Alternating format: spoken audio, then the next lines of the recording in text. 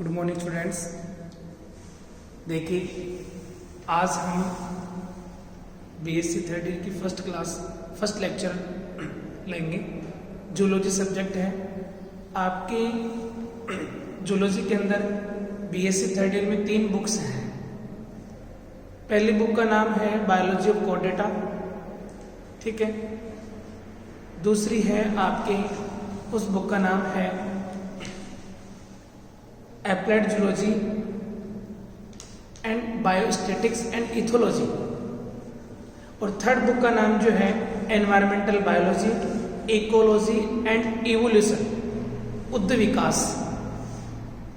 आपकी बुक्स में कुछ सिलेबस चेंज हुआ है। जैसे बायोलॉजी ऑफ कोर्डेटा के अंदर जो मिड यूनिट थी, बीच वाली यूनिट थी, कंपेरेटिव एनाटॉमी थी, वो अलग अलग एनिमल्स की आ गई है। कंपेरेटिव ही है लेकिन थोड़ा अलग टाइप से आ गया है। इसके अलावा पहले बीएससी थर्ड ईयर के अंदर जो आपकी इवोल्यूशन दे रखा था 2016-17 के अंदर, वो हटाकर अब बीएससी थर्ड ईयर में इवोल्यूशन को जोड़ दिया गया है उद्द विकास को। जो आपकी एनवायरमेंटल और इकोलॉजी की जो बुक है उसके अंदर आपके इवोल्यूशन वाले टॉपिक को जोड़ दिया गया है, ठीक है। आपसे जो पहले वाला बेस था उसी के अंदर ये चेंज हो गया था। लास्ट ईयर ये सब्जेक्ट इस सब्जेक्ट के अंदर चेंजेस हुआ है, ठीक है। एप्लाइड जूलॉजी, इथोलॉजी और बायोस्टैटिक्स में किसी प्रकार का कोई भी चेंज नहीं हुआ है। सबसे पहले हम जो स्टडी करने जा रहे हैं वो स्टडी करने जा रहे हैं बायोलॉजी ऑफ कोर्डेटा। और बायोलॉजी ऑफ कोर्डेटा के अंदर आपने बीएससी सेकेंड ईयर के अंदर आपने पढ़ा है। पहले तो बीएससी फर्स्ट ईयर की बात करते हैं।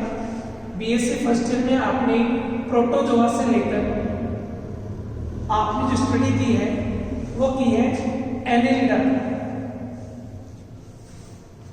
फिर बीएससी सेकेंड ईयर में आपने जो स्टडी की है एनिमल्स की, वो की है आपने ऑर्थोपोडा से लेकर हेमिकोर्डेटा,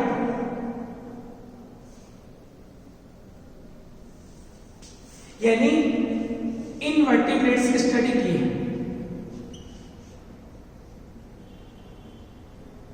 नॉन कोर्डेट्स की।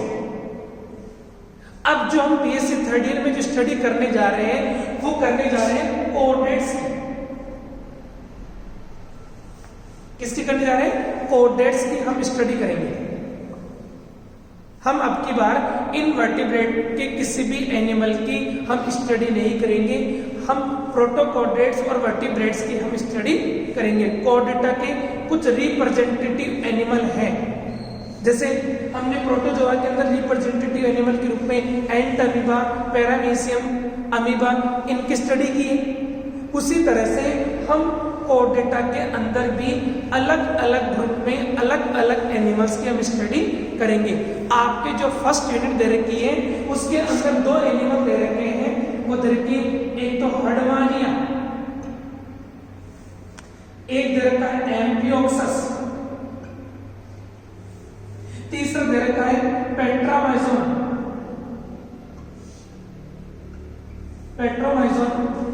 इन 3 एनिमल्स की आपको स्टडी करनी है, डिटेल से स्टडी करनी है।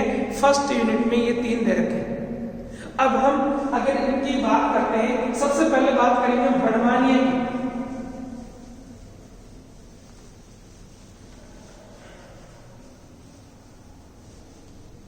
देखो, कोर्डेटा का क्लासिफिकेशन आपने बीएससी थर्ड ईयर में पढ़ा है।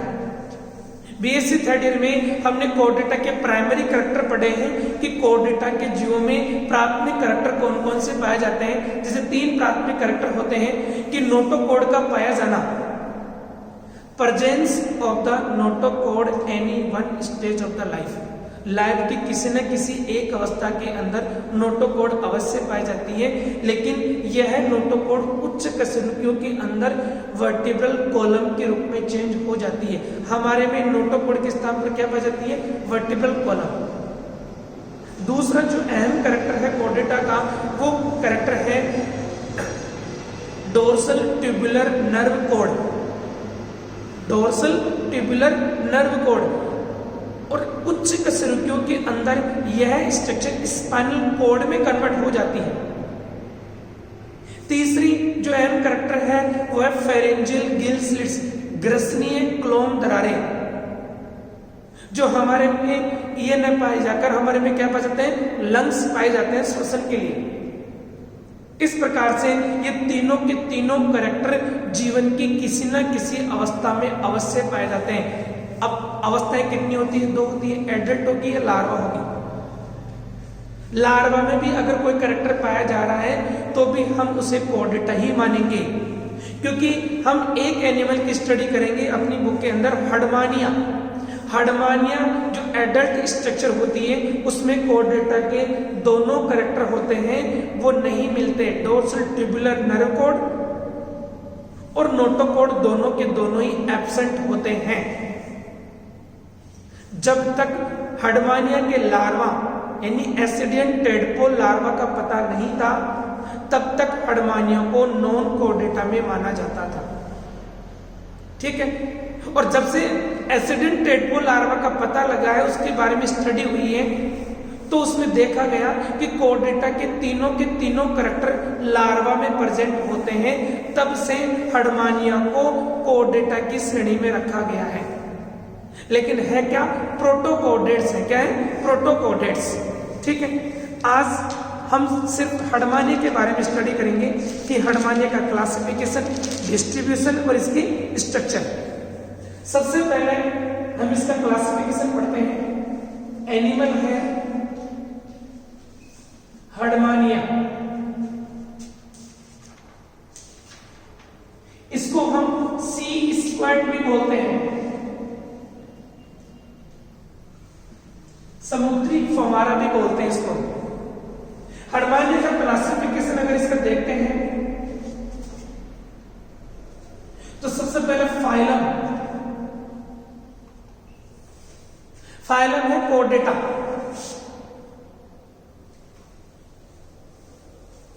ठीक है, फिर दूसरा आता है इसका ग्रुप, और ग्रुप में क्या आता है इसका, एक्रेनिटा।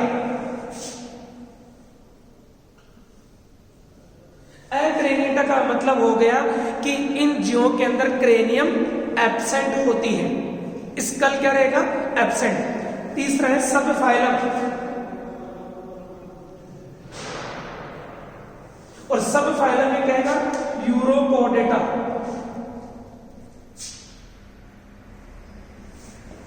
इसमें कौन आता है, यूरोकोर्डेटा। ठीक है, फिर आता है क्लास।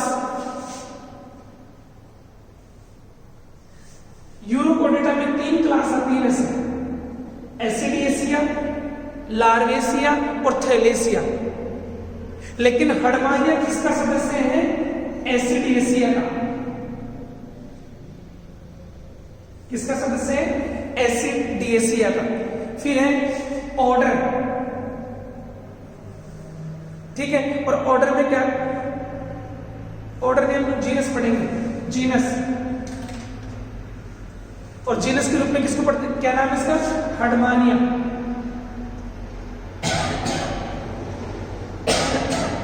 ठीक है, ये तो हो गया इसका क्लासिफिकेशन। अब पढ़ते हैं दूसरा, सेकंड स्टेप है इसका डिस्ट्रीब्यूशन, वितरण, यानी आवास हम पढ़ेंगे। सबसे पहले आवास। देखो डिस्ट्रीब्यूशन अगर हम पढ़ते हैं तो डिस्ट्रीब्यूशन में देखो भौगोलिक वितरण, विश्व के लगभग सभी समुद्रों के अंदर ये पाया जाता है। ठीक है, दूसरी चीज आवास और सभा, हैबिट एंड हैबिटेट। ये समुद्र में पैंदे के अंदर कंकड़ पत्थरों या गैस्ट्रोपोड जो जीव होते हैं, मोलस्का के जो सदस्य होते हैं, उनकी बाहरी सतह पर ये चिपकी हुई अवस्था में रहते हैं। ये एक जगह पर स्थानबद्ध होते हैं और ये मिट्टी के अंदर इनका पैर धंसा हुआ होता है। समझ गए ना, इनका पैर मिट्टी के अंदर फुट जो भाग होता है वो कीचड़ या कंकड़ पत्थरों में धंसा हुआ रहता है और उसी के सहायता से ये किसी भी धरातल से चिपका भी रहता है। अतः ये स्थानबद्ध प्राणी है। ये फ्री स्विमिंग नहीं करता, ठीक है ना, क्या नहीं करता है, फ्री स्विमिंग की क्रिया नहीं करेगा, ठीक है। अब इसके बाद आती है शेप, इन इसका आकार आकृति कैसी होती है, अपना आलू होता है, अपने जो आलू होता है ऐसे, इसकी स्ट्रक्चर ऐसी होती है,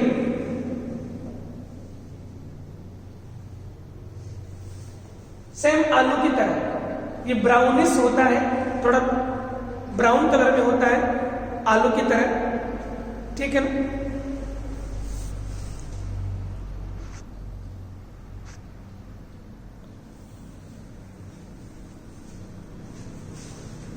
देखिए इसके शरीर के दो भाग होते हैं, शरीर के कितने भाग होते हैं, दो भाग, ये भाग कहलाता है body proper,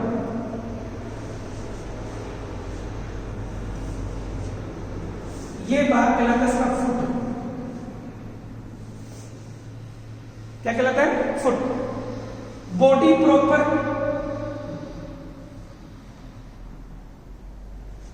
foot completely test का बना होता है, किसका बना होता है, टेस्ट का। इसके शरीर के चारों तरफ एक आवरण पाया जाता है जो किसका बना होता है, ट्यूनिसिन नामक पॉलीसैकेराइड, उसे क्या बोलते हैं, ट्यूनिसिन नामक पॉलीसैकेराइड का यह बना होता है।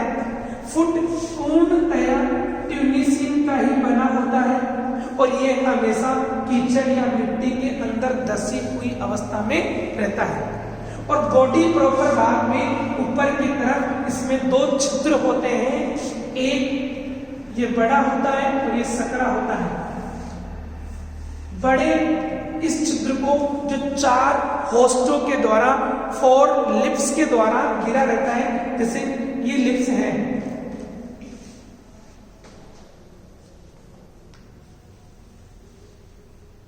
ऐसे, जिसे हम बोलते हैं ब्रेकियल अपर्चर,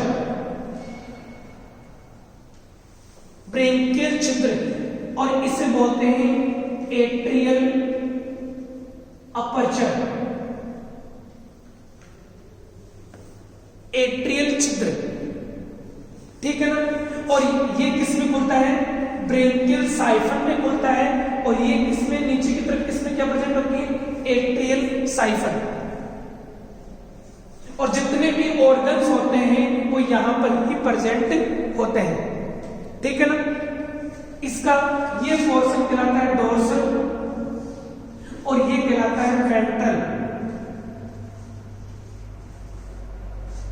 ये कहलाता है एंटीरियर और ये कहलाता है पोस्टीरियर, ये क्या कहलाता है, पोस्टीरियर, ठीक है ना। ये नीचे तक ये क्या कहलाता है, एट्रियल